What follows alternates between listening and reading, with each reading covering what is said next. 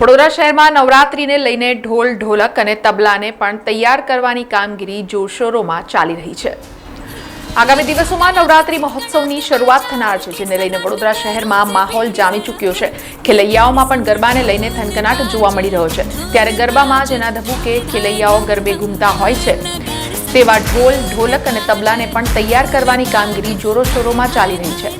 કલાકારો દ્વારા નિષ્ણાંત કારીગરો પાસે ઢોલ ઢોલક અને તબલાને જુદા જુદા તાલે તૈયાર કરવામાં આવી રહ્યા છે, જેમાં ઢોલ ઢોલક અને તબલાના વાદકો કારીગરો પાસે આવી રહ્યા છે અને વાદકોની જરૂરિયાત મુજબ ઢોલ ઢોલક અને તબલાને તાલે બેસાડવામાં આવી રહ્યા છે।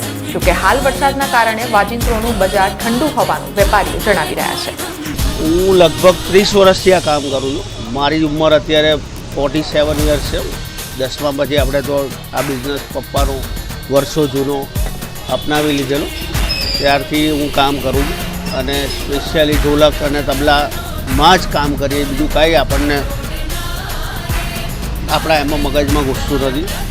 પણ અને આ વર્ષે થોડો પ્રતિસાદ ઓછો છે, કારણ કે વરસાદ આખા મહિનામાં ચાલુ જ રહ્યો છે અને થોડું કન્ફ્યુઝન છે કે થશે કે નહીં નવરાત્રિ, એટલે આ વખતે થોડું રિસ્પોન્સ થોડો ઓછો હતો।